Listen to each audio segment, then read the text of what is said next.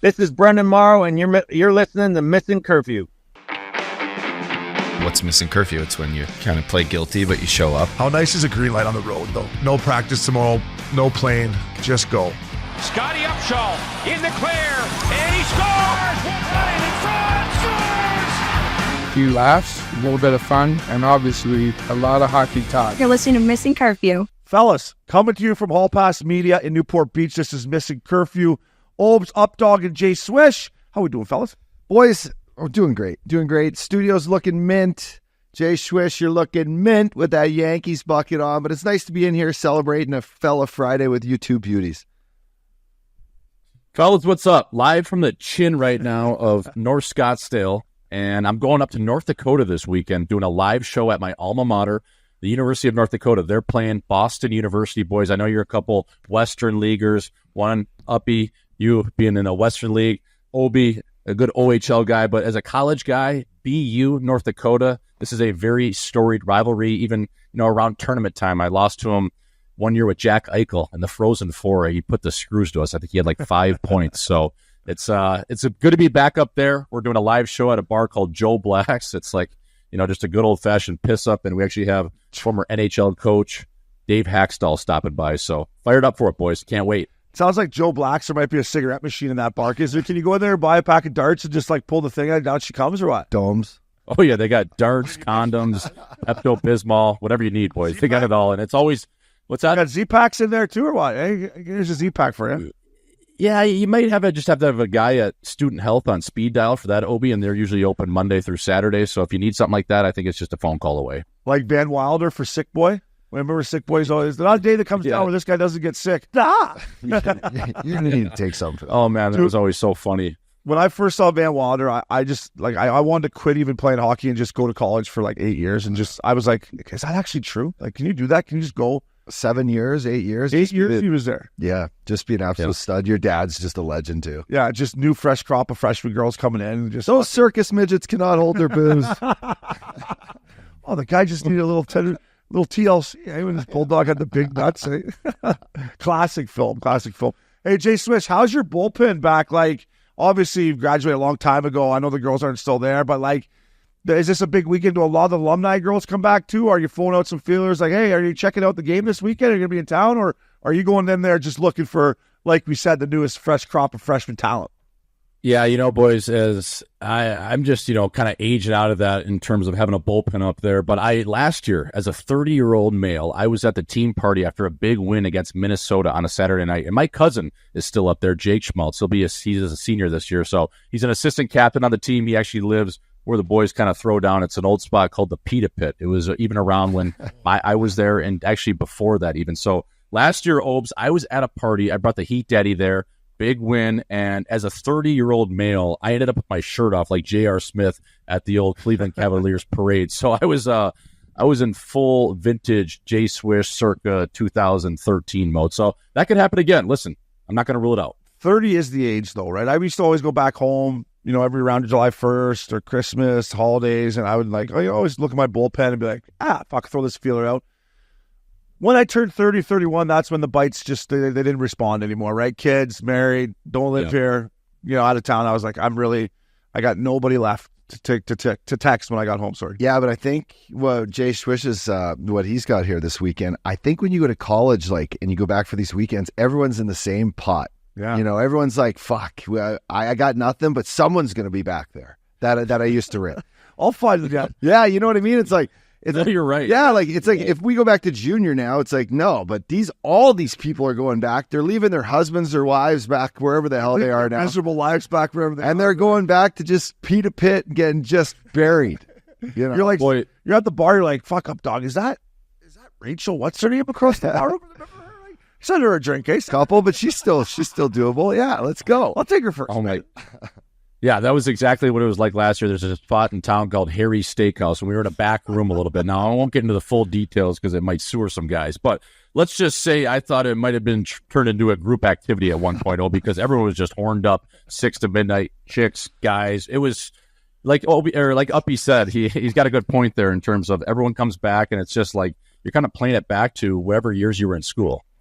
Well, you went to Kamloops during the Memorial Cup a couple of years ago. Not even close to what he's going to go into this weekend. Not a chance. Well, you ended up at a party with some people you knew back in the day, right? Or they took. No, I was at a party of a bunch of college kids that all just knew who I was, smoking bongs and chugging beer out of their shoe. It wasn't an ideal party that I'd like to go to, but nonetheless, they listen to the pod. Shout out to those boys, they're beauties. Speaking of beauties that listen to the pod, shout out to Joe Schmoods Moody, best downhill putter in Orange County. I was playing golf with him and Pick's dad, Mr. Pick, you beauty. And they listen to the pod. Joe Moody listens. Schmood's a big hockey guy. Thanks to T-Rex and these first period overs, which, by the way, T-Rex is humming. I should have saved this for the DraftKings bet. He's humming at like 75, 80% on these first period overs.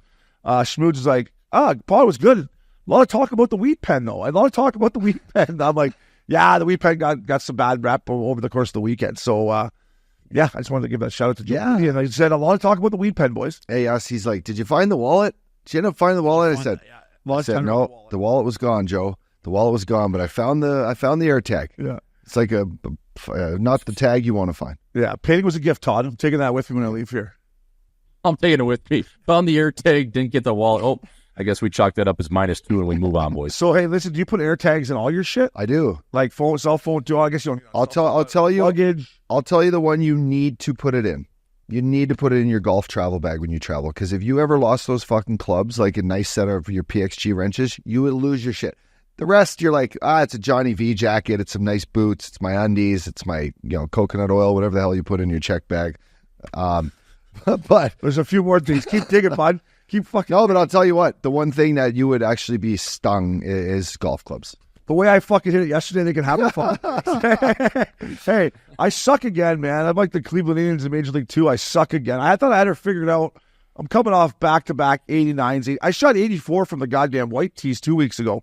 When it comes to traveling with your sticks, I've kind of made the commitment, and I don't know if this makes me like, easy, O'Brien, you're so cool. I only ship my sticks. I'm no longer lugging them, right? If I'm going anywhere, I got to give myself a couple days to get them out. Like, you know what I mean? I hate lugging my clubs through the golf course. I fucking hate it. I know, I hear you. Especially if you're in a nice hotel. If you're in like Vegas, for example, you got the casino to walk through the clubs with. It's brutal. You fly to Chicago, it's not perfect, right? You got to wait at O'Hare for the fucking bag. And then nothing's perfect in airports, mind you. I would say that all the government spending, we should spend money, fix our airports, fix the baggage claims. That's what I would say. Government spending. That's what I would say. Stop throwing money everywhere. Let's focus on the airports, people. No, but anyway, Obi, you're right. But you know what the shitty thing is if you ship your clubs, okay, and you are on the road Monday to Thursday, and then you got the chance to come home and play Friday golf, and you don't have your clubs. That's true. That's where I go. Because you can't ship them with the golf travel bag. It's too big. Yeah, the chances are if I'm playing on the road, when I come back that Friday game, I want no part of playing. Yeah. I don't want my clubs for a week at least after, right? I know you're different than that, but if it's Friday, that's the one I don't want to miss. When you have kids, you got that Friday golf game, and you can mix in an odd Sunday maybe morning or Wednesday. That's, you got to take advantage. Yeah, no, I got to start playing more Sunday mornings. I got to mix that in my repertoire. Jay Swish, let's talk Frozen Frenzy, fella. Upstar's got a good take on it as well. Listen, we had a long day in the studio that day. Shout out again to Pick and Kyle Conley. These guys have been fucking glue guys, man. I wore the tarp for them today, the glue guy tarp. They were in here all day. Pickup was editing till midnight. They were here yesterday getting the studio dialed in. So, boys, thank you for your hard work. But what did you think about the Frenzy, Jay Swish? I know how I felt about it, but why don't you lead it off for the boys here? Yeah, I just think we touched on it a little bit on Tuesday when we recorded there and kind of talked about maybe just having a day or a holiday dedicated for it. We'd kind of thrown out different ideas in terms of the Winter Classic.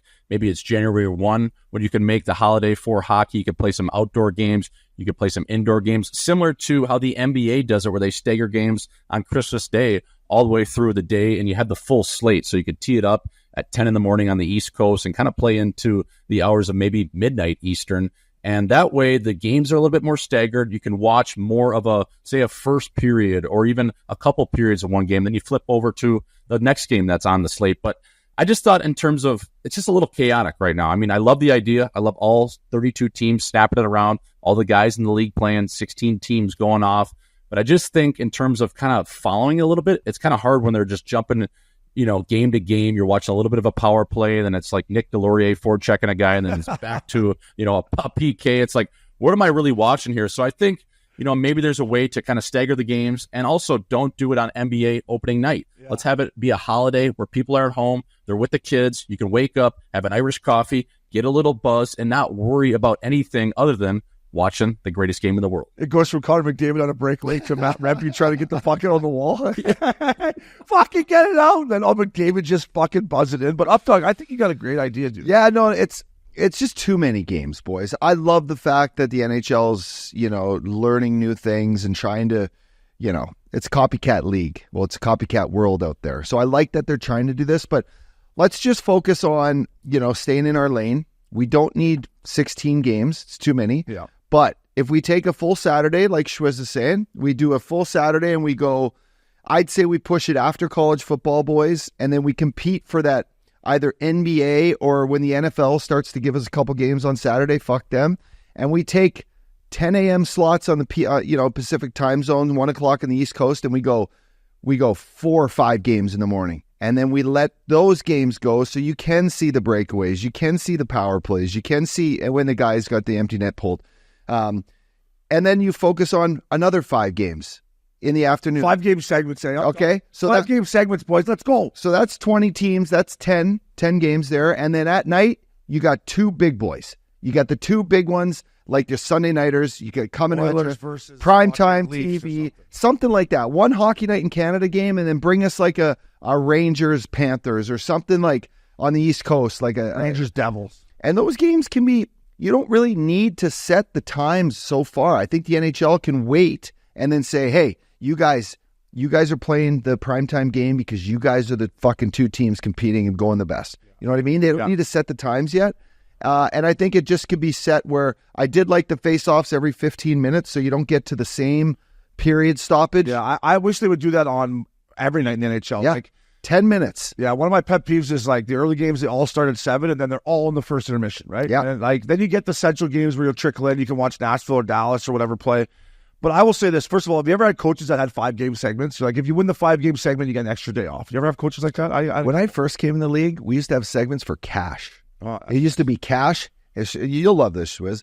It used to have cash coming right underneath your fucking stall if you hit the PK and PP percentage. Sounds like the KHL. The wins, and then goals against. So there was like 4 things. If you hit them, it was extra like $2,000. It was a great. So yeah, take care of your bar bill, eh, for the month. Yeah. Oh, that's nice. Week. Buy a new pair of slacks. I will say this about the Frozen Frenzy. First of all, Bucci looking sharp. PK, Weeksy, I thought they did a hell of a job. It's a long day for them. I will say this before I shit on it. Grant Garbers, who his son was our Missin Curfew dog of the week or in the week, Ethan Garbers. Garb's a hockey guy, but not really a hockey guy. And I got a text from him saying, wow, what a great day for hockey, right? So when you come from the aspect of the average kind of hockey fan, maybe it is a good thing. But for me, I'm with you boys. Has to be when football's over. I like the idea the Updog has of first game is at 10 o'clock on the West Coast kind of thing or whatever, like football does. And for me, it can't be like on a Taco Tuesday, right? Like you're not going to fucking fire all these games on a Tuesday night. So listen, I think they're heading in the right direction, but everything it could be tinkered a little bit. 98 goals were scored. Jay Swish, is that a lot of tucks? How many games do we get? I guess I should know that. 16. Well, you're a math guy over here, so there's 16 games. That's what is that? Carry the 1, add the 2. That's what, 5 goals a game almost. I thought it was a little. I thought there would have been 5.5. I thought it would have been triple digits of goals. I was a little surprised that it was only 98 tucks, but. Yeah. Let's get it. I mean, let's start snapping it around here, fellas. Let's find some twine. Find the 4x6, fellas. Find it. 6.1 goals. I guess that's basically right on the over/under, right, of every game. Every game is 5.5, 6. That's right in the pocket. It's right in the honey hole. I did hit. Did you take any? Because we were working so hard that day. Yeah. But I managed to get in a couple little parlays. Yeah, you save those right now for DraftKings bets. I will. You're damn right. All right. We'll be right back at Missin Curfew. Hello. Welcome back to Missin Curfew. DraftKings, baby. Presented by DraftKings. Stay tuned because you hear more about DraftKings and all it has to offer throughout the show. DraftKings, the crown is yours. Fellas, Dogs Parlay Cafe, what'd you have? I tickled a little over 1.5 in the first period. 3-teamer, bud. I was just here when we couldn't get everything set up in the studio. I was looking. I had the websites pulled up, and I was thinking, what would T-Rex do right now, our boy T-Rex, because he's hot right now with the over 1.5 in the first periods. But listen, I had Toronto and Columbus, They got absolutely smoked, but Columbus brought the heat in the first period. They were up 3-0 right away. Vancouver, Chicago, 4 goals scored in the first period. And then Ottawa and Utah. And I think during our pod, I was watching, I kind of had it on my left side. And what a goal by Claude Giroux coming in on this 2-on-1. He kicks it to his stick, like fucking flips it up top cheese for what was the second goal of the first period. So that paid 4-1. Attaboy. It was 300 to win, 1250. So we've hit a couple parlays. I had a parlay last week. I was Ducks, whatever it was. I had a 14er, which I needed because I was, like, I put myself in a desperate hole.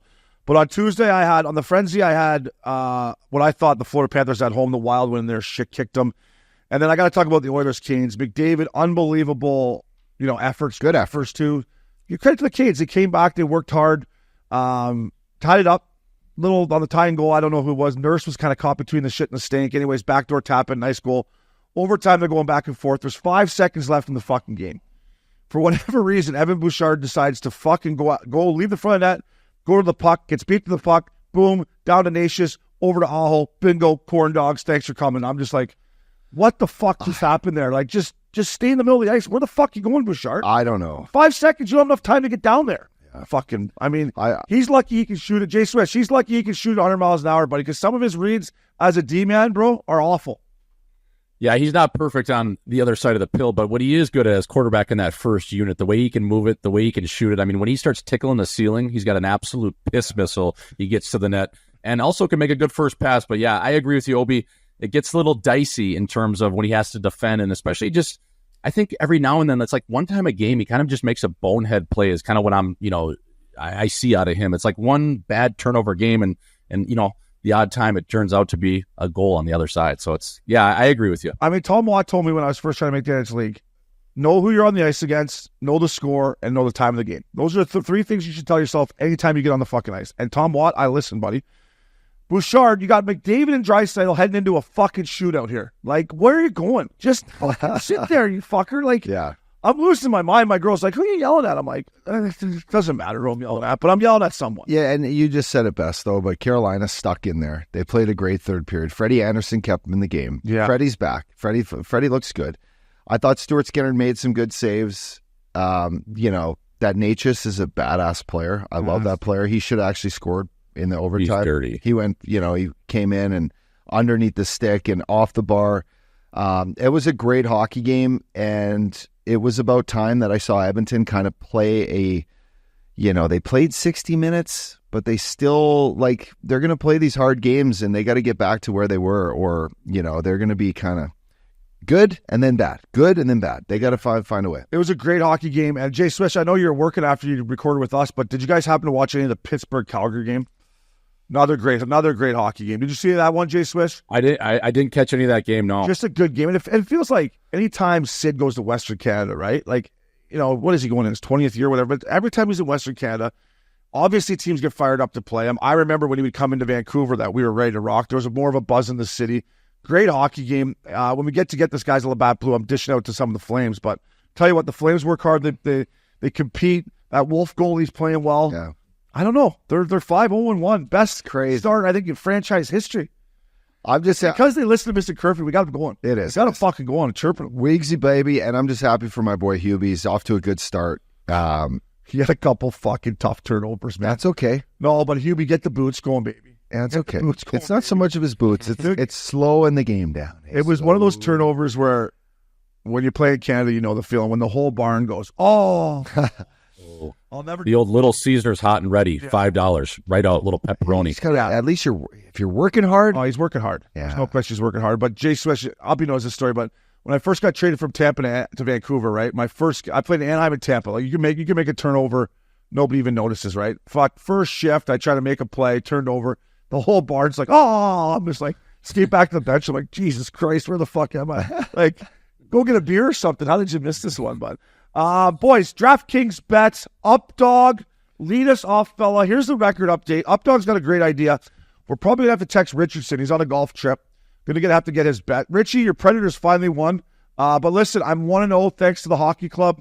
Updog's 0-1. The Oilers lost to the Stars. And Jay Swish is 1-0. He took the Leafs a couple weeks ago over, I believe it was Sidney Crosby and the Pittsburgh Penguins. But Updog, Saturday night, lock of the week. Who you liking, fella? Boys, I'm just going to get one on the board here. I'm 0-1, so I'm just going to get one on the board. Las Vegas Golden Knights, I love them.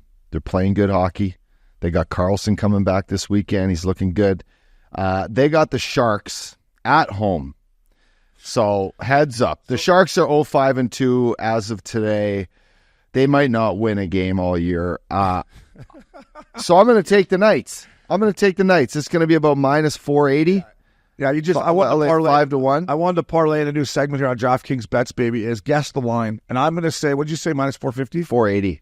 480? 480. I'm going to say minus 410.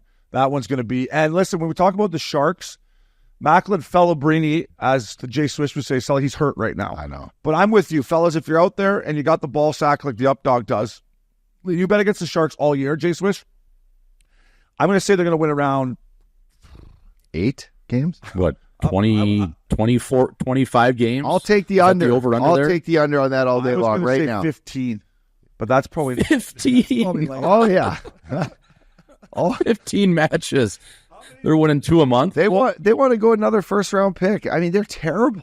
Listen, Yeah, they're awful. when Celebrini was in there, he looked good opening night, man. Like Jay Swish, I'll ask the question, but this is Jay Swish's question, and you answer it, Jay Swish.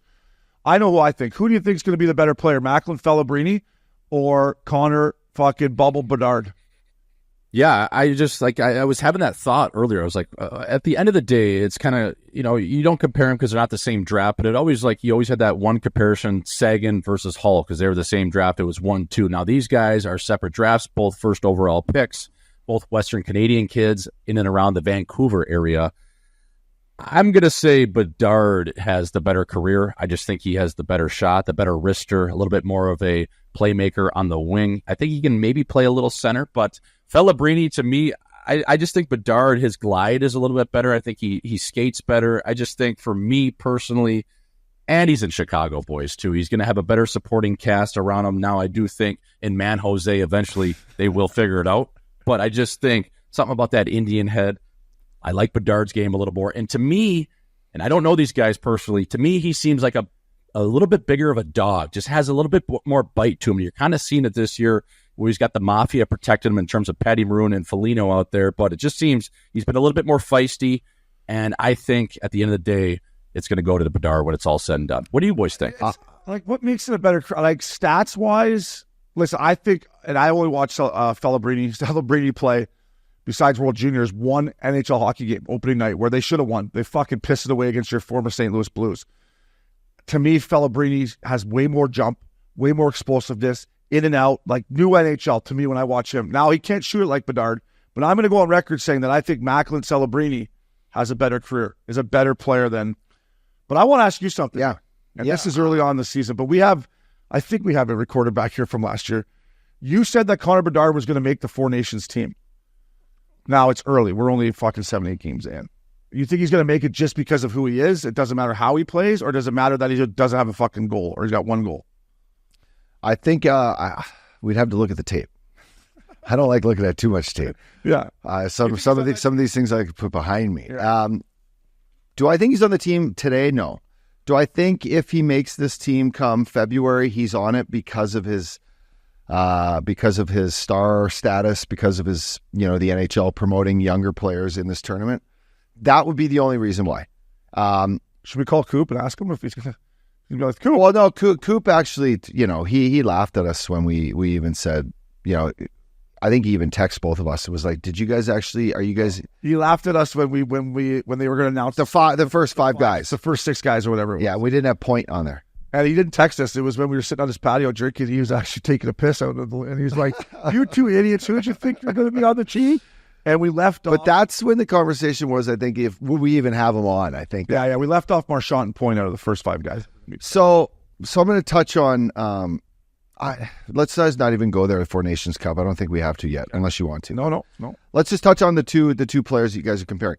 I think O'Brien and me have something about the left-handed player. That's true. That's who we like. We like Sidney Crosby's. We like fucking Malkin. We like Kucherov. We're a lefty. We shoot lefty. We fucking jerk off left hand. We're lefties. Okay? He should be a lefty golfer, and he might be a scratch. But you on the other side, you see the puck from the other side. You're a righty. You like Ovi. You like, Bedard. You snap. Zubov. You like a Zuby. Yes, I agree. It's something in our nature, in our blood. Two players, they're very comparable players, boys. The NHL needs these kids to become stars one day, hopefully win the Stanley Cups. I think that Bedard wins the Stanley Cup before Macklin Celebrini, although I hear Obi's thing. I think Celebrini's a new NHL. I think he's young. I think he's powerful. I think he's going to change the way the game's played. I think he has a little McDavid in him, and he has a little Matthews in him, and that's what I like. That's the type of player I like to see. But I think the NHL's got a promising future with these two young guys. Now it's just how to build around them, and it's going to take a little bit. But what your thoughts, Schmaltzy, on that? No, sorry to cut you off there, Uppy, a little bit. I just think, don't you think a guy like Connor Bedard will score 50 someday? Don't you? Can we agree on that, or is that his last 20? So he better fucking pick it up here, bud. Say, I mean, I just think that shot, the way that his release, I mean, it's crazy. Yeah. I just think the way.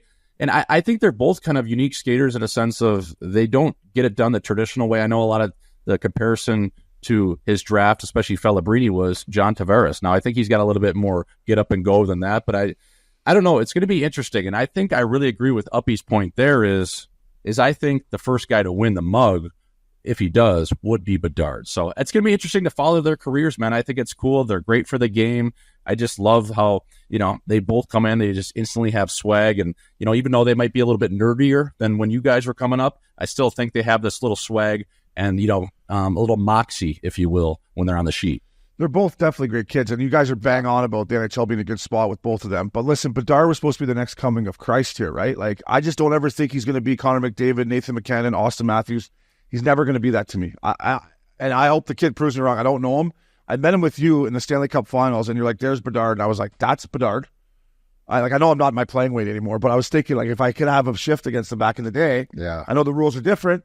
Could you imagine like the way we used to go out and play summer hockey against some of these young guys? If he was out on the ice doing what he's doing now, you would be like, I don't want no part of this league. There's no chance. This kid is shooting the puck like Lupul-esque, and he's fucking dancing around, and he's in the corners, and he's doing this, and you're like, I'm just going to stay in front of the net. I'll take a penalty on him. Well, I know you will, but then the power play. You'll kill it, right?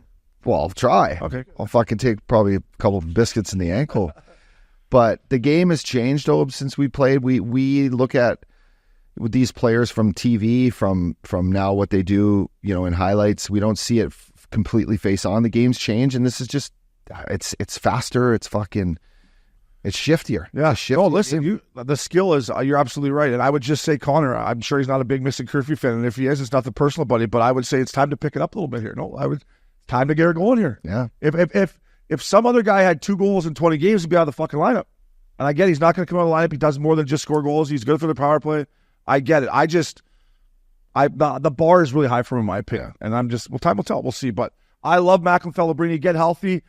Jay Swish, I'm going to take Rick Tocchet, the real Tocchet, against Sidney Crosby and the Pittsburgh Penguins. Canucks at home. That one to me feels like minus 140. You think it's going to be more than that or less than that? Or? Talk versus the Pens? Yeah, Canucks, Pens. Minus 140 for the Canucks. I think the line's going to be. Who you got, Jay Swish? That sounds right. Yeah, I would say you're pretty close with that. Maybe minus 150. I mean, listen, the real Rocket Tocchet, one of my favorite coaches in the league. Obviously, we've had him on here in the last month. I'm going to go with that's a good pick. The Canucks are rolling. Besser looks good. We talked about Pettersson. He's got to get dancing a little bit in terms of playing up to what he just signed for last season, got the extension. And you got Quinn Hughes coming there, nicely on the power play, doing what he does up there, just river dancing, got the twinkle toes going. So, yeah, I think that's a good pick, Obes. I hope Crosby and those guys can just get it going a little bit, just for Sid's sake, because especially just him signing that extension. Yeah. Who'd you take? Who did I take? Oh, I'm going to take, sorry. It's all right. I'm going to take the Panthers at the Islanders. Now, that game on Long Island, it's going to be a low-scoring affair, I believe. I would say guess that line is probably the Panthers, probably something similar to that. I would say minus 130, maybe 140. The Islanders are playing 500 ball right now. And I just think the Panthers being in the city, they're going to get up for this game. They're going to grease one out, maybe 3-4-2, and that will be my lock of the night, fella. Lock of the night. See, I like that. I appreciate him not going for like the Ducks on the road against the Rangers or something. So that line there, that could be fucking minus 500. I know, but that's just Shesterkin won't play. So who's their backup? I like both of you guys going like in the medium range. Well, listen, I went for a sure win. Like I got the fucking Knights. They're just gonna smash. by the way, I'm 1-1. Princey, I don't know what he's been smoking. I'm 1-1. I lost my first game. I like where you guys are going. You're not taking that game, but you're going with your heart, with your knowledge of the game. You're going with talks. I like that. Yeah, I'm going with my old Canucks.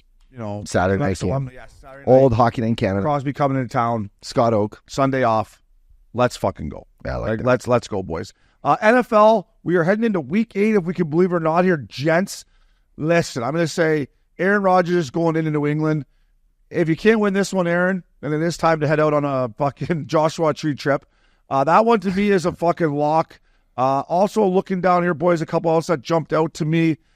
Game I'm interested to watch. I don't know if Jaden Daniels is healthy or not. Bears, Commanders.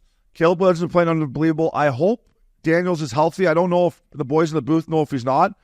But another one, Coach Payton, Broncos at the Panthers. Need it, Coach Payton.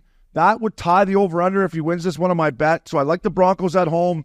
And then for me, the game of the week is Niners-Cowboys. I like the Niners. I know they're banged up, boys. But I just think this is a must-win for them, up dog. I think they find a way to get down. But those are some of the games that jump out to me, boys. I don't know if you want to jump in there and parlay any of those, but that's what I'm looking at. I like the Lions at home coming off some big wins against the Titans. So they got the Titans. And then I like the Ravens to just continue to do what they're doing. They got the Browns. Deshaun Watson's out. I think they're putting in Jameis Winston. Jameis Winston's coming back. Look out. Hey, he's what's the thing? High risk, high reward with Jameis, right? He's going to throw five TZ. Take the over. Yeah, with 5 interceptions. I'm with you on the Ravens, Jay Swiss. Before I turn it over to you, I think you bet the Ravens the rest of the way in here. I think they lose maybe 2 more games the rest of the way. That's a team that they look. Lamar Jackson is slinging it. King Henry's a beast. I'm with you. And the Lions, I tickled the Lions. So, boys, Jay Swish, heading into the season, I thought I was looking for a repeat Niners, KC Chiefs. I think the Lions are the best team right now. I just bet them on DraftKings, plus 750 to win the Super Bowl, plus 350 to win the NFC East. I think the Lions right now, Jay Swish, are the best team in the NFC. Yeah, I mean, listen, you got the best coach in the game. You got Dan Campbell, unbelievable. Run through a wall for that guy, Obi. But Jameis Winston, you touch on him, and I mean, aside from stealing crab legs going back to his college days, this guy is a part of elite company. He is a part of the only thing, I think, in NFL history, the 30-30 club. 30 touchdowns, 30 interceptions. I think that dates back to the 2019 season. So he was dishing them out just as he was taking them. My game, my lock for the NFL Week 8 is down in Jacksonville. It is the Packers, my Packers, minus 3.5 at the Jaguars. So they're going in to play Jordan Love. Obviously, going to go play the born-again virgin Trevor Lawrence. I never liked Trevor Lawrence's game. The guy got married after his first year in college. And just, you know what? I'm going to take my Packers. I think that seems like it's not that many points they have to give up there, 3.5. Fuck no. I think they're going to piss pound them. That line there. I don't know. The guy in Vegas might have been out fucking all night. That one seems a little low to me. Yeah. But, Updog, I want to ask you here about your Philadelphia Eagles going into Cincinnati. Joe Burrow, Jamar Chase is absolutely lighting up for me in fantasy. Cincy minus 2.5. I don't know. I like the Bengals. I know you're an Eagles guy, but you think your Birds could go in there and knock them out? That just seems to me as a really important game for the Bengals. Well, it is. And the Eagles had an important one last week against the Giants, and it took them a little bit to get going, although they ended up steamrolling them after. The Bengals are that team that you still don't know. If 3-4 Bengals, that's like scary when you think 7 games in, you got Joe Burrow that's, 2 years separated from a world, from a Super Bowl appearance. It's like, what team are we? You don't know when they're going to break out. It's a scary. Yeah. And I want to talk about the Bengals. And you guys know, we all know this as ex-players. We hate training camp, right? Training camp sucks. You need training camp. Jamar Chase misses the entire training camp because he's trying to get a fucking new deal done, which the Bengals went to him trying to get it done. I think this team has come out of that up, dog, and I think they're really starting to roll. Now, can they stop the Eagles, right? Can they stop Saquon? And her, like the Bengals defense sometimes is a little Swiss cheese, but I think this is going to be a good football game. Yeah, they're the Bengals D, which I might have going this week. I should probably change that because the Eagles are explosive. They're in a tough test, and I think Joe Burrow realizes that every week is a crucial, moment that can swing the season either way. So it'll probably shape up to be one of those games you don't want to miss. Yeah, it's getting into the heart of NFL season. This is when it gets good. Everybody's healthy, and some, unless you're the Buccaneers, they're completely banged up. Evans and Goodwin are out. Godwin, sorry. Listen, DraftKings, baby, get some skin in the game. Hockey, football, hoops is back. Jay Swiss loves the association. It's the Missin Curfew. Dog of the week. Shout out to fucking Princey's Flames, 5011. This kid, Kevin Ball, they got him from New Jersey, I believe, in the Markstrom trade. He absolutely bitch slapped Mike Bunting in front of the net. And God, I was at home watching it on the couch. I was like, that is exactly what I would love to do to this kid in front of the net, is just fucking own him in front of the net. So Kevin Ball, guy's a monster. You're my Missin Curfew.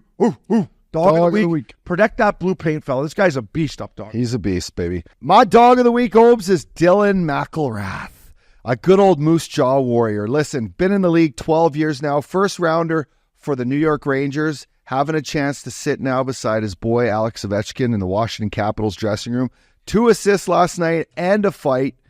Not to mention the fight the night before against Delorier in a just a good heartbeat seasonal battle against the Flyers. But listen, he's played 80 games in the NHL so far. He had a nice interview last night with Biz and the boys on TNT. But just to be 12 years in the league, journeyman, good Western leaguer, going out there, creating energy before the game in the dressing room for his teammates, and then out on the ice just fighting and taking it for the team. Nice to see him chip in with 2 assists. So, McElrath, you are my roof dog of the week.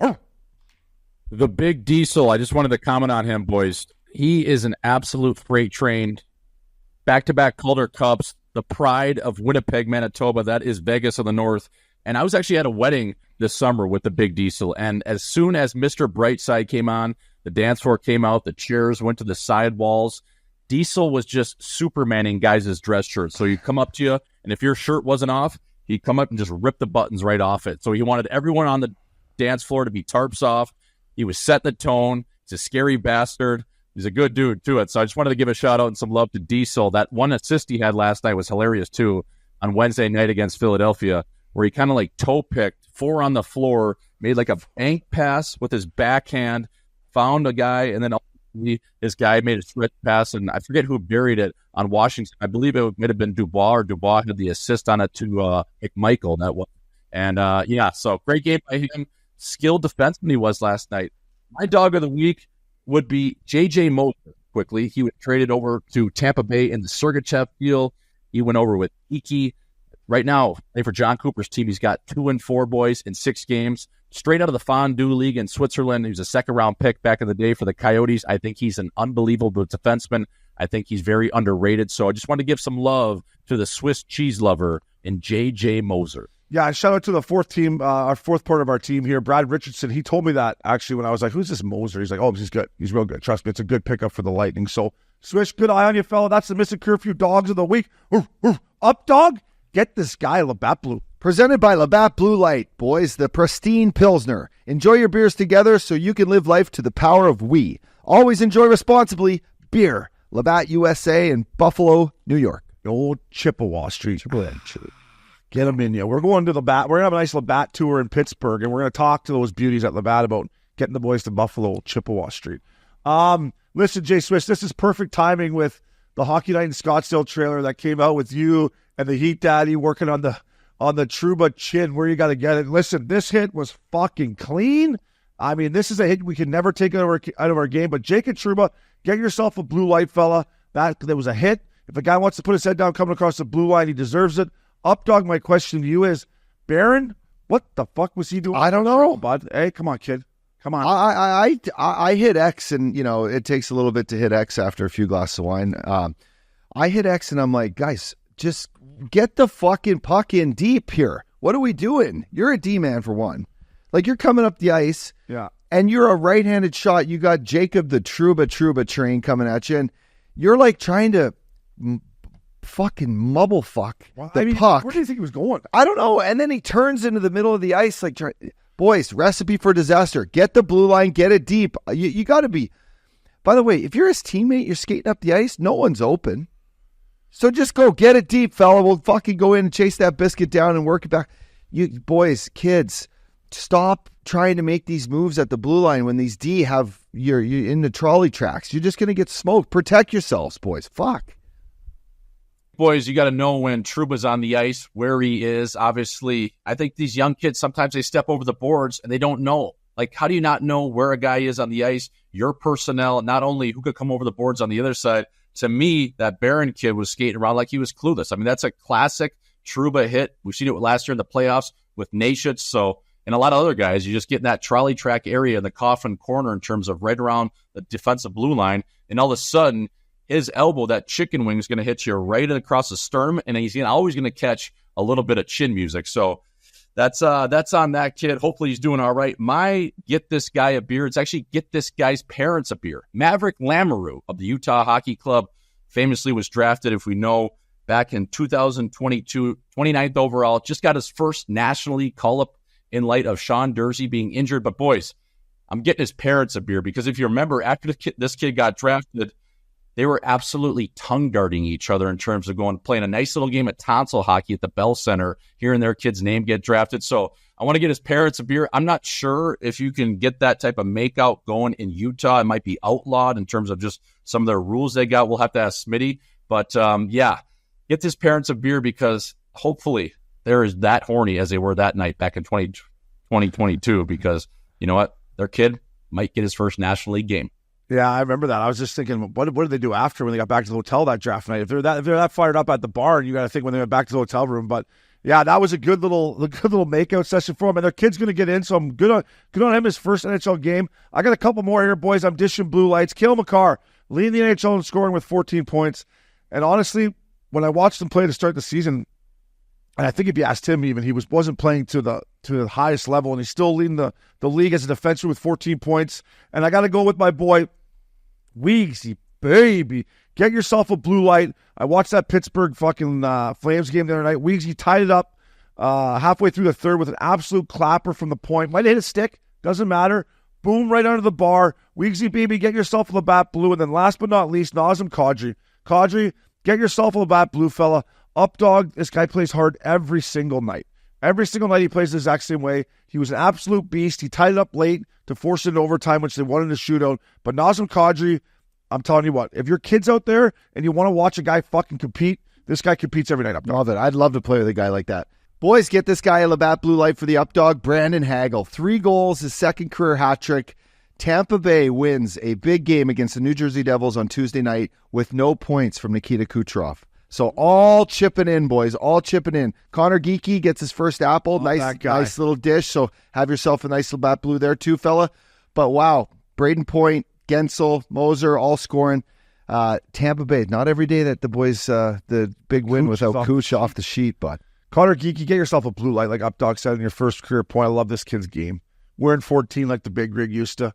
I just love it. He's a throwback player. He is. We got to get him on the pod. I love this kid. So get yourself Labatt Blue, boys. Presented by Labatt Blue Light, obviously. She's milk carton time here at Missin Curfew.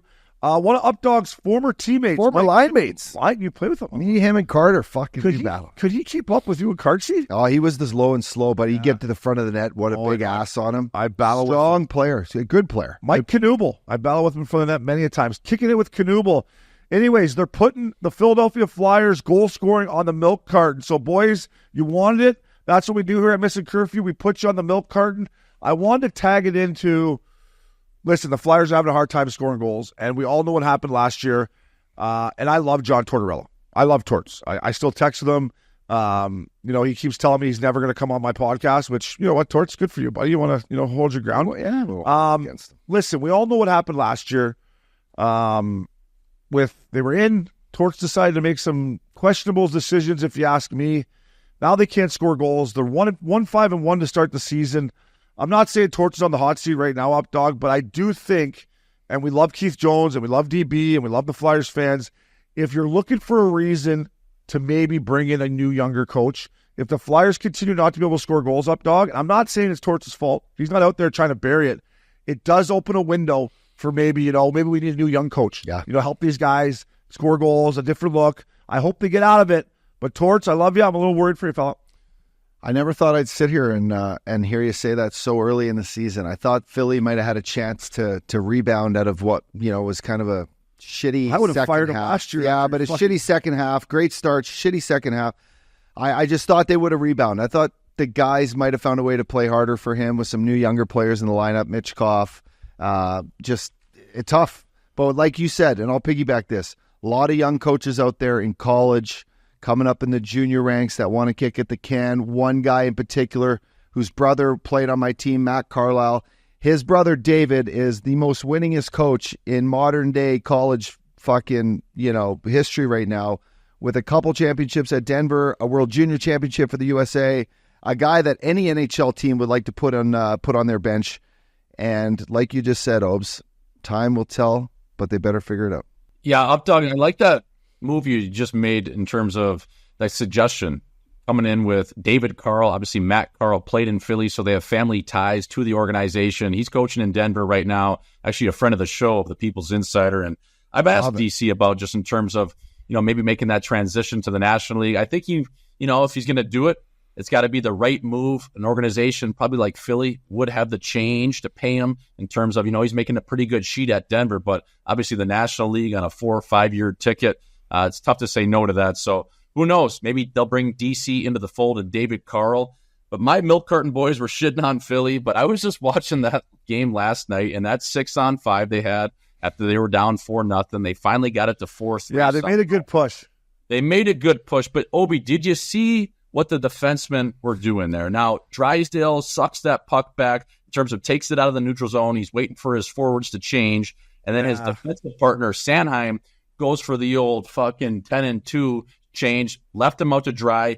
He took his eye off his defensive partner. He sends that thing over near around the bench where he thinks his partner is going to be. He goes for a change. They obviously can't touch the puck because then it'll be too many men on the ice. And then Washington ices the game. So I just thought, they're just all out of sorts in Philadelphia, and hopefully they can kind of turn it around a little bit because a 1-5 start is not perfect. It was a good old-fashioned clusterfuck, right? And in training camp, you work on changing. You work on 6-on-5 changes, right? You do a simulated game. And I got Updog, I got Jay Swish. And listen, I love Jamie Drysdale, but don't break your fucking stick over the net. I'm sure I've done it over my career. I know I probably have, but don't, I was a fucking meat stick. I just didn't like that look, and I love Jamie Drysdale. Michkov was the one that passed it into the fucking clusterfuck, wasn't it? Or was it the deep? I thought it was Michkov that passed it. It was Drysdale. It was the right-handed shot. Yeah. Yeah, listen, they made a good push coming back. I want to talk to you about the Caps team in a little bit here, but I just want to clarify one thing. I don't think John Tortorella should be fired. I love Torts. I think he's the right man for the job. This lineup is not loaded with fucking 30 goal scorers here, right? Konecny, I love. Scott Laughton, Bobby Brink, I love. Owen Tippett, I think Owen Tippett having one goal is a joke with that kind of release. But let's not say that it's not like the Toronto Maple Leafs aren't scoring goals, right? It's not like Torts can make these guys finishers. But, Uppy, if Torts has a reputation of short window life, he's been there now. I think this is his 3rd or 4th year. If they can't score, I'm just saying there's a reason for these young guys being like, we're not scoring. We're not scoring. Yeah, no, listen, you're not wrong. You're not wrong. The hockey gods are going to, act as they please here. And Philly's got a short leash on coaches, on players, on, if things don't work out and it does not your time, you move on. I just was thinking that the team might have found a better way to just play rugged hockey, play like the Calgary Flames are playing and win games. You know what I mean? Well, that's how they did it last year. Yeah, they were in better shape than everyone. They played hard. You get a fresh start at the season with Torts, and it's usually by January, February, March, where you can't handle them so much and you fall apart. That's a good point by you. But out of training camp, you're usually going. Yeah, if you're 1-7-1 or whatever they are already, 1-6-1, and you're right. Torch, typically his teams start off great and then they can kind of fade because he just fucking pisses you off all year. But listen, Torch, if you do get gas, we'll have a seat for you here at Missin Curfew anytime you need one, buddy. Hey, if you're looking for something to do. But I love you, Torch. Back up the Brinks truck. Beep, beep, beep. Speaking of beauty coaches, Paul Maurice, multi-year extension, no number yet. But this is why I wanted to bring it up about last night. Tuesday night, they got spanked by the Minnesota Wild 5-1. He's like, I'm just glad the ink dried on that contract after this. Hilarious. But listen, this guy deserves it. Whatever the number is, Jay Swish, this is a guy that I'm sure you would have loved to play for, fella. Yeah, I mean, everyone I've talked to, and including current players, they love this guy. And I've had, former teammates play for him. He's just a quote after the game. He's a quote in the locker room. He's one of those guys that just trusts his teammates. And the biggest thing, Obi, is I think one of his best skills is the lower part of his lineup. He makes sure those guys know they're important, how special they are to the team. Everyone has a role on this fucking, piece of the puzzle. And that is the biggest thing, is when you have a coach like that is willing to, just go out of his way to make sure those guys that don't get all the glory are just as big of a part of it. And they're coming to work every day, with a smile on their face and knowing their role to a T. I think that's a special skill that Paul Maurice has. And clearly he doesn't lack the communication department, fella. It's a great take, bud. I think great coaches, boys, they earn their respect from their teammates, from their staff, from the trainers, from the ownership, and that's exactly what this guy's done in his tenure there. He replaced Joel Quenneville at a time when things were, a lot of question marks there. And wow, what a trajectory, what a path. And it's nice to know that he's going to be a Panther for the next, what did he get, 3-4 years? Just says multi-year extension. Yeah, good for him, never fella. Really good give for out him. the coaches why is that, boys? Why? Tell me what he's making. Is he making 6? What's he making? Fuck. John Cooper's the highest. I bet she's John Cooper's making the most. I don't even know what Cooper's making, but I know he's the highest pick. I'd say he's making 5. 5, yeah. I'd say Paul Maurice, here's 5. Here's a 4-year deal, 20 bananas. How do you like that? That's an upgrade. He can upgrade his pad. Get a new pad in Fort Lauderdale there, Paul. Get a real nice shack, Jay Swish? Yeah, you're maybe looking at moving up a little bit. Maybe you're in Boca now, or maybe you're even looking at Palm Beach. Hey, I can drive in. It's not too bad. But the one line that I love, the guy that a former defensive partner myself, I played with him a little bit. He played for Paul Maurice in Winnipeg, but he'd always say, boys, it was something along the lines of this. He'd say, boys, it's time to put your cock on the line. So I know a couple of guys like you would love that line here in the locker room. Fucking put your cock on the line. I don't know if I play that hard. I was just going to say, if you fucking lose your cock, what's the point of playing, eh? Yeah, I play hard, boys, but I don't know if I'm throwing that. Boys, listen, I want to win the cup more than anything, but I got this broad lined up here after the fucking game tonight here, and it's you guys fucking November. You guys are on your own for this one. I'll put my skate in the fucking lane. Hey, how's that for a block shot, boys? I'll play, but not the cock. But to Paul Maurice, congratulations, well deserved. I still want to try to get him on, boys. Obviously, the boys of Chucky and everyone, Rhino, they all love him. It's a great thing. I'm happy for him. Last but not least here, boys, before we bring in our guest, around the National League, best league in the world. It's a 2-part little parlay question for you boys here. Alex Ovechkin is 40 goals behind, the great one now, got another empty netter. Uppy wants to touch on that. And what do you think about this Washington Capitals team? But Updog, start with your thoughts on Ovi getting his cookies. Boys, I want him to do it in style, and I don't know. It's not going to be this year. I'm going to throw that out there. Oh, it's not this year. He's 40. I know, but 40. It's fucking 8 games. It's 74 games to get 40? Yeah. You think he does? I don't think he does. I'm going to say he's going to be less than, if he doesn't do it, it'll be less than 10 away heading into next year. Although, what's he got, Chase? Last show, we said 25. Two talks. And did you see him just...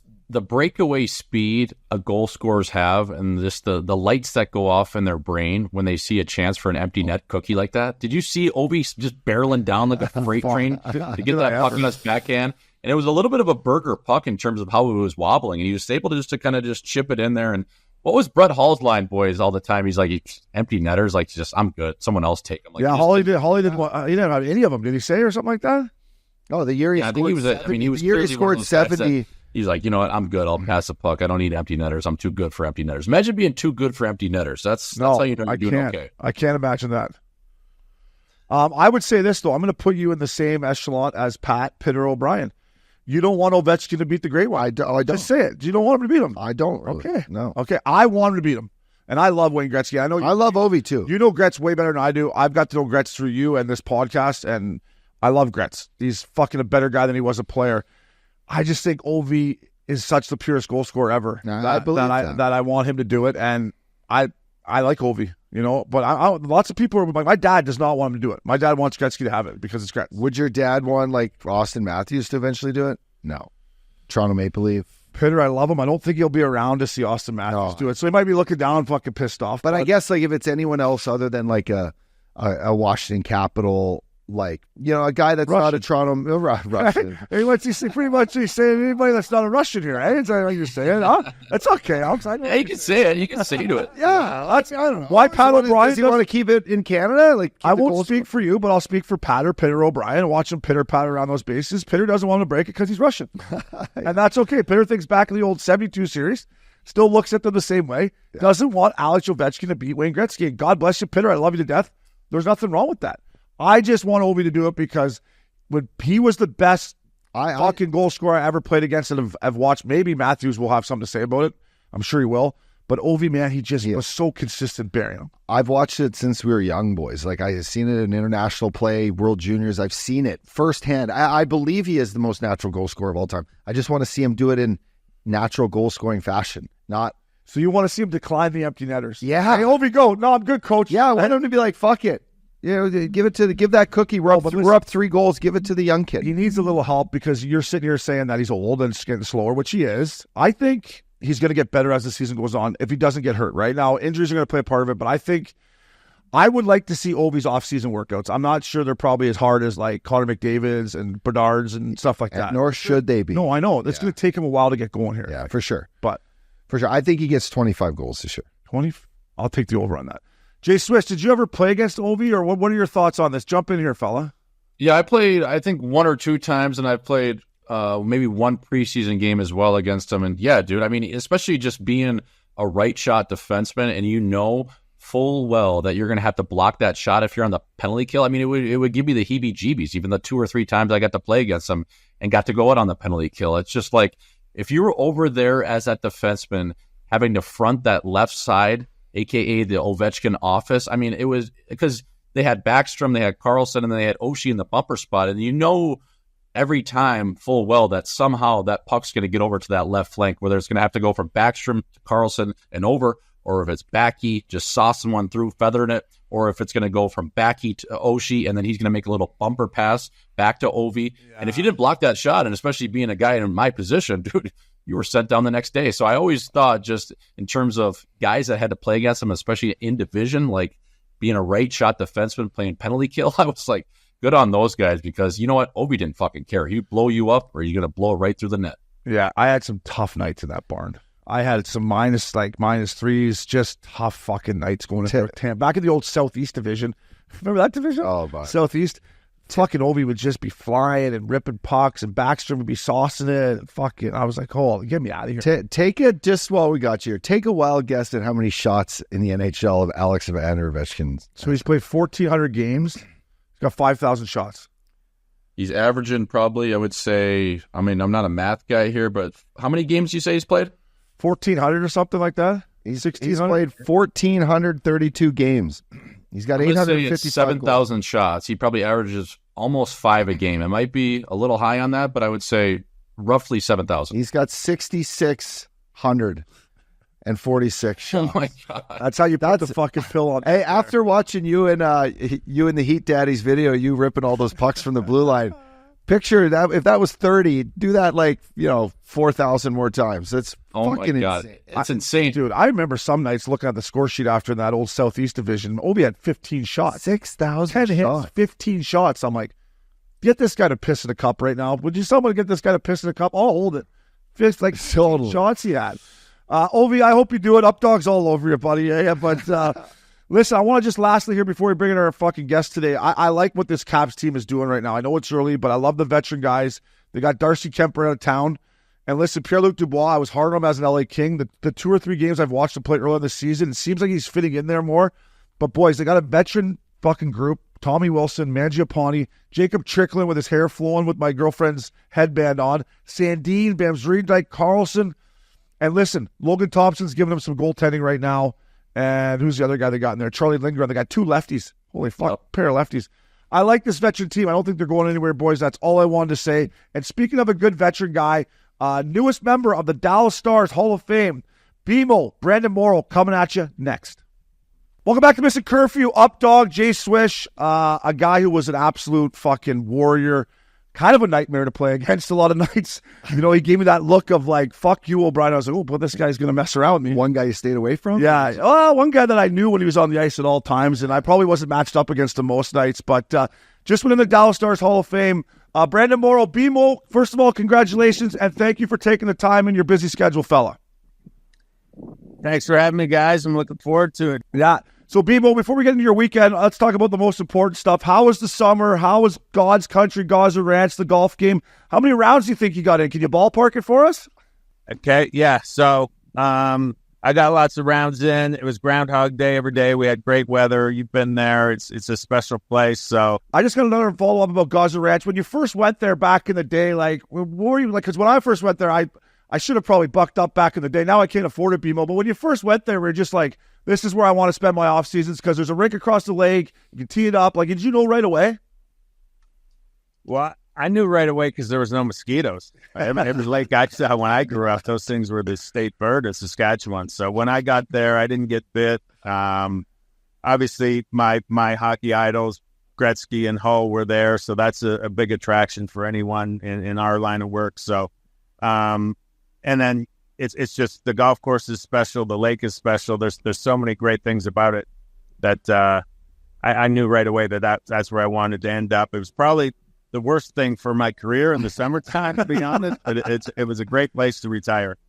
B-More, I got one more for golf about you. First of all, shout out to our boy Billy Quinn, who's one of your great friends, and me and Updog obviously love BQ. But how's PT treating you? How's Billy Quinn's game? Are you taking any money off him? I'm coming to Dallas in a couple weeks, so hopefully we can get out there. But how's PT treating you? PT, this is the time of year you want to be playing golf in Texas. It's in great shape. You know, we got Scotty Scheffler, Jordan Spieth, Lee Trevino. There's a lot of kind of golf royalty in Dallas that take advantage of this place. And Billy's game's sharp. He was doing really well with our other buddy, Ole, down at Driftwood. Member guest. We had a great time together.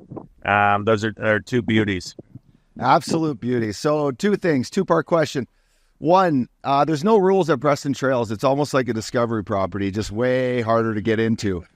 And me and Sean Thornton playing with Billy back in the day, we took our tarps off. First, we're like, what? No rules? You can play with your shirt off? So we take our tarps off. But Billy just says, listen, boys, there's one rule. You got to wear your towel in the buffet line. That's the Mickey Mantle rule. That's the Mickey Mantle rule. Did he just go, was he just cruising through just full Monty or? Well, I've heard different versions of the story, but I think probably the most common was, you finish up your round of golf. They got a great buffet. It's like a 5-pound round when you stop off and have the buffet, but it's tough to get through that first course when Mickey Mantle's wrench is hanging out of the towel. You're like, Mickey, I love you, but get your ball sack out of the salad. No wonder you got so many home runs. Look at that bat. Yeah. That's fantastic. So, and congrats just on this Dallas, in your inauguration there as a Hall of Famer. Well, what was harder to get into, Preston Trails or the Dallas Hall of Fame? Well, I actually got in right after the 2008 market crash, so my timing was impeccable getting into Preston Trail. I think if I were to do it all over again, it'd take about 10 years to get in. It's you need references, you need sponsors. I probably hurt some feelings with my language on the golf course that probably wouldn't be as easy as I put in a lot of effort, some long days, some battles like Obi said with some big defensemen, and so I think I just spent I spent so much time here in Dallas, they felt like they needed to put me in. It wasn't like I was here for a cup of coffee or anything. I put in some hours. Yeah, BMO, it's well-deserved, buddy. Listen, I would have loved to have you on my team. I hated playing against you. You were tough. You had skill. How'd you find out? How'd you get the phone call when they said, hey, congratulations, you're officially part of the Hall of Famer? How'd that go down for you, fella? I was having morning coffee in Gaza, actually, and Brad Alberts called me. He's been a longtime friend. He gave me a call, and he just said that the committee, I didn't even really know there was a committee. That's how, out of touch I got away from hockey. But, Brad called me. He said that there was a vote, and myself and I don't know if you know the name Jim Lights. He's been around hockey for 40 years. He was the one that got Fedorov out of the Soviet Union to go to Detroit. So it's very humbling and was obviously very honored to be going into the Dallas Stars with the great, exceptional players that were already in there, and also to be going in with Jim Lights was pretty remarkable. Yeah, and BMO, I wanted to ask you, when you got to Dallas in 2001, obviously you were a 25th overall pick, first rounder, and you get to Dallas, and I just wanted to ask you, it was the year after they won the Cup, And was the biker gang still intact in terms of Dallas when you guys were riding and pulling up to the American Airlines Center in your hogs? Were you kind of cruising in that crew of guys and pulling up in the old Harley or whatever you guys were rocking?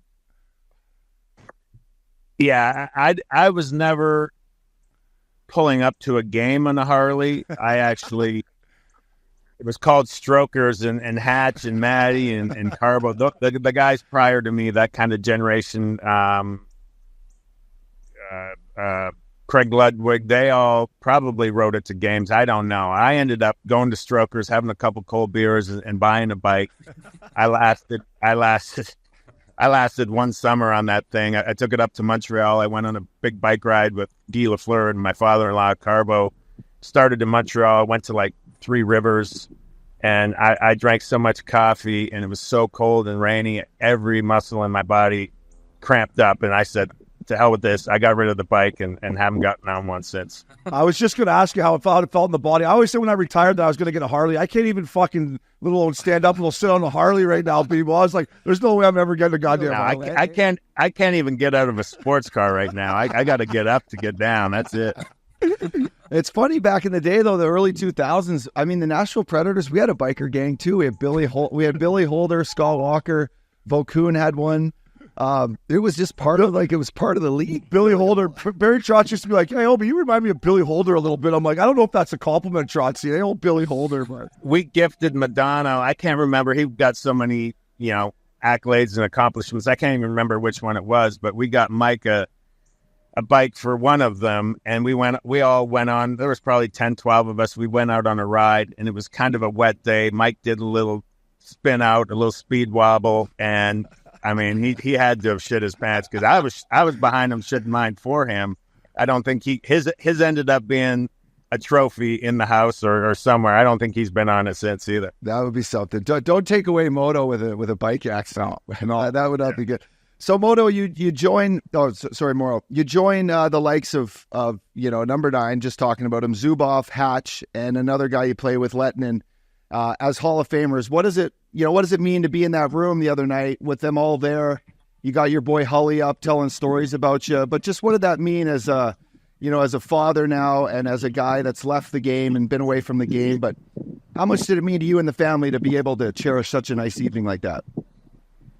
Yeah, I mean, it was so cool for a number of reasons. Like you mentioned, Hully, I grew up idolizing him. I had posters of him on my wall. I actually expected him to get up and bust my balls about, breaking clubs on the golf course or punching the steering wheel in a cart. And he gave a really nice speech. It was pretty emotional and heartwarming. So that point, I mean, so many different, having my kids there, they were young when I retired, getting to see, some more clips and seeing, getting a little accolades for the way I played and especially here in Dallas. It was super special and to be named along the likes of those guys you mentioned. I never would have expected that coming from, where we come from in small town Canada to be able to be honored and recognized with those names is truly humbling. Yeah, BMO, I saw some clips of your speech, and Billy Quinn said you absolutely killed it. How was that preparation for the speech? I never have to worry about being in any Hall of Fame, maybe the Fat Club Hall of Fame, but other than that, I don't have to worry about a speech ever. How was the speech leading up to it? Did you just wing it, or did you really prep for it? This is no bullshit. I was in Troubadour member guest, Driftwood member guest. George Strait had a charity event for 4 days. I went to New Orleans to watch coaches return to the Saints with the Broncos. I woke up the morning of my day, hosted a bunch of guys at Royal Oaks for golf, and I went back. I sat in the sauna because I could barely open my eyes. I was so swollen, and I wrote a speech. I was shitting my pants having to think that I'm going to, for one, I got social anxiety. There's no way I want to go up and public speak. And then two, I knew I was not prepared for that speech. Well, you crushed it, buddy. You crushed it. And as always, Hully, he did give you a heartfelt tribute. One thing he did mention, though, is that you're the best ball finder in the world on the golf course. You want to elaborate about that? Because that's what this guy says about me all the time. Well, all the time. You could take that two ways, and I know what he was trying to say is I got great eyesight. I'm 45, but for some reason I can still see where balls go, and I I find more of other people's balls than my own. I don't think he was saying that I'm going in and dropping them out of my pocket. Find it. Oh, I found it. It's right over here. I don't think that's what he was getting at, but you could look at it that way. Yeah, we call that an upshall bounce at Big Canyon, Mo. I'm like, fuck, he said, got it, boys. I'm like, that fucking upshall bounce. Hey, Fellas. Mo, I'm telling you, I'm a team guy. I find them all, buddy. I'm not a selfish guy, as you know. Mo, I wanted to ask you one guy, Sergei Zubov. Now, I was a St. Vincent de Paul version of Zubov in my day, playing a little bit, and I just wanted to ask you, how good was he with the puck? How good of a defenseman he was? And I just think, even though he is a Hall of Famer, he deserves more limelight, more credit. And my second question to follow up on that is how many cigarettes and or darts was it actually per game? Was it 3 in between periods, or was it, maybe just 1 and then go play 30 minutes? Like, talk to me on just how good Zubov was, and was he actually, burning down some darts in between periods? He definitely, I'll start there. He fired down a couple between periods. We get in the shower, crack a beer, and before I was done a sip, he'd have one already, the entire thing. He rinsed it. I don't know how he got those in him so quick, but he could fire. And the most impressive thing, he was the best defenseman I ever played with by far. He'd give a little head shake, shimmy shake. You could never touch him in practice. He had ice in his veins.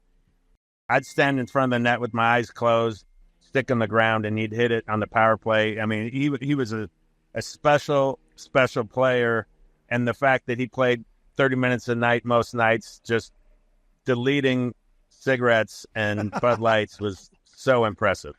That's old school hockey right there. Hey, tape to tape, have a dart, have a cold one. Let's go, boys. Let's get the 2 points. Yeah. Did you ever play with a guy that smoked? It's wild. I don't think. I mean, a couple boys after the game at the bar, but not during periods. Danny Markov on a team, and it's crazy. They had their own bathroom stall with the smoke machine coming up. It's wild. Yeah, that's unbelievable. Hey, BMO, I want to ask about one of your former teammates. He came up, Mike Modano. Mike Modano was the first guy, 10 games into my career. We're playing you guys at the Honda Center, and he's just skating around. His hair's flowing, his jersey's flapping. I'm like, holy fuck, that's Mike Modano. Then I looked to his right, and Chris Bartz was drooling over the red line, fucking looking at me. I'm like, okay, I can barely get into this game here, but just talk about him and how effortless and how swag and just like, must seen him every day. He must have just blown you away, right?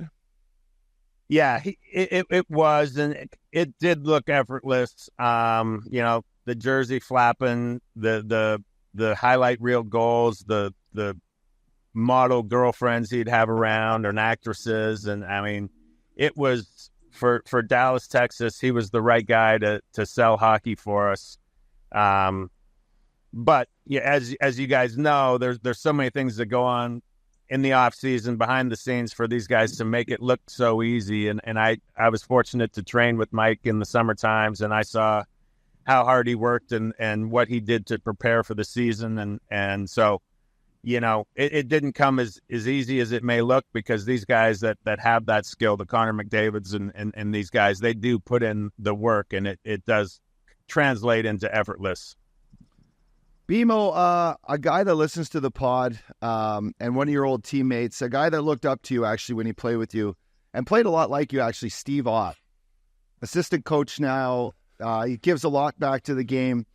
What do you remember about Otter when he first came into the league as a mouthy, fucking talented little fucking rat? Let's call it what he was, rat. I love you, Otter, but you're a fucking rat. We were gonna get there. But listen, Otter, he's still in the game. He's coaching the Blues. He wins the Stanley Cup. What was it about Otter that growing up, were you like, this guy's got kind of all the tools to just continue to be a rat and fucking, and he'll be in the game forever? But a guy that I love and I respect big time. Yeah, absolutely. He's the rat. He's one of the best rats of all time. He's one you want on your team. He draws penalties. The away fans hate him. He pulls people into the fight too. So if you're having an off night and it's a Wednesday in Sunrise, Florida with 2,000 fans, he's going to pull you into a fight whether you like it or not. And you need those guys. And they win for you, and there's a reason Doug Armstrong loves him and has brought him to St. Louis. Doug's a great hockey guy, got a great hockey mind, and he believes and trusts in Otter, and he's going to continue having success in the NHL. Bebo, I wanted to ask you, now, 991 games played. You played 70 matches your final year in Tampa Bay. Did you ever have second thoughts of coming back, maybe just for a month, just to get that silver stick? Or was it just like, you know what, I'm done. I'm going to ride off to the sunset. I was a hell of a player. Made it a long way from Carlisle, Saskatchewan, and it was just all good. So I just wanted to touch on that. Like, do you ever think, like, fuck, going back to your closet, it'd be nice to have the old silver stick in here? Well, I thought Hitch and Coop didn't need to healthy me so many times in the last 2 years, motherfuckers. And I would have had it. Yes and no. I did say, I told my agent after my last year at Tampa, I said, I'll either go back to Dallas or Tampa. I don't want to move my kids again. Do I have some regrets? I probably did. I don't anymore, but I think there was a conversation, Steve Eisenman, with my agent, and he said, well, do you think you could be, we got to give these young guys an opportunity. Is it possible you could skate and be in shape in Christmas? And my agent mentioned that conversation. I'm like, Brad, I don't think I'm in shape now. There's no way I'll be in shape at Christmas. It would be nice to have that silver stick, but there were days in Tampa where, thank God, I was putting on flip-flops because I couldn't put socks on in the morning, but I'd have to walk around the house or get to the rink, and then I could finally start moving. So the body was just telling me it was time, and I didn't enjoy not being the player that I once was, and it's great to be a locker room guy, but there's things that I wanted to do, and my body just wouldn't allow me to do it, or I'd be in a battle with somebody, and I would lose it, and I didn't like that feeling, so I think I made the right decision. BMO, wait till I see Coop. I didn't know this till today. Wait till I see fucking Coop, BMO. I'm gonna give a piece of my mind, but I want to ask you about your 2010 Olympics in Vancouver, BMO. I went to the game against Russia. It's the best fucking hockey game I've ever been to. I was up in the press box, so I knew the lay of the land. Hey, BMO, I was like, boys, come over here. There's a little corner over here we can watch that. But talk about that game and your experience in Vancouver, because that city was buzzing. It was electric. It was incredible. My parents were at the game. My kids were it was great for my family. It was almost more of a relief that we won the joy, though. We didn't think that let us back into the country had we not won that. But what I do remember from that is I think the score was like 5-2 against USA, something like that in the round robin we lost. And I was kind of like an extra on the fourth line. And Babcock called me in for a meeting, and he said, we may not win this tournament, but we're not going to get pushed around anymore. And then he put me in a line with Getzlaff and Perry, and I played more, and I just tried to run around and hit everything that I could catch. And if I didn't hit them, I hit the boards, and the fans loved it too. I just made noises, loud noises. People loved it. And that was obviously the biggest thing I ever won. I never won a cup. So for me to win the Olympic gold was my biggest accomplishment in hockey. So it was awesome. BMO, I want to ask you about one of your former teammates. This is a two-part question, BMO. I want to ask you about Jamie Benn. And can you believe, fella, there's only 5 guys left in the league that aren't wearing visors, which is sad to me. But just talk about Jamie Benn, his longevity, still playing with no visor. I mean, he's a great captain for the Dallas Stars, eh? Yeah, he's a savage. He's old school. He will beat the piss out of you. He'll score 3 or 4 goals. He won an Art Ross, or he won a scoring championship, and he's a special teammate. He's always happy for everyone else, their accomplishments. I can't say enough good things about him. He's just a great human being. He's tough as nails. I think it was either his rookie year or his second year. He got in a scrap with Ginla. You can look that up. What a killer he is. I love the kid so much. He's like the little brother I never had. Yeah, that's cool. And you mentioned at the start of the interview, BMO, you're playing golf with one of the legends you mentioned, and a guy that is just the one-liner king as far as I'm concerned, and that is Lee Trevino. And do you get to spend a little bit of time around him and just kind of pick up on some of his charisma, some of those one-liners? I mean, my favorite quote that I've ever read from Lee Trevino is, you can make a lot of money in this game. Just ask my ex-wives. Both of them are so rich that neither of their husbands have to work. So does he ever drop that on the putting green or some of these one-liners? Because it's just, I get a kick out of every time I see it. That is all Lee does. He hovers around the. I don't know if he's here today, but he's he's on the range almost every day, and he is known for his bullshit and one-liners, and he's always willing to help the young guys with whatever it is, chipping, putting. I mean, he's always here around, available to help the young guys, but just members in general, he's very witty. He's that's just one of the many lines that he will throw out, and he's very quick. Just like I thought you were going to say Hully was one of those guys, and he is. They're both really quick with their wit, for sure. Yeah, the one about Lee Trudino is like pressure is when you get a $20 bet and you only got $5 in your pocket. Yeah. I like that one too. That's pressure. Like, up dog, make this fucking putt. We don't have any money, bud. I actually thought of him yesterday showing up with you. I'm like, I got no fucking money here today. Better go Lee Trevino. I showed up last week with no money, and I knew I did go to the fucking the pro shop and be like, give me 500, please. And she's just like, in 20s, BMO too. In 20s, I'm like, you got any 100? She's like, no, 20s. I'm like, here you go, boys. Here's my donation. But yeah. Venmo is the worst thing possible because you just know you got that in your back pocket. I'll just send you that fake money and we're good. Yeah. Bimo, last one for me, buddy.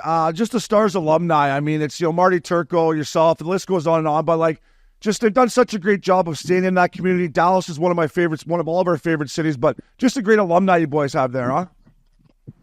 It is, and Bob Baston's in charge of it.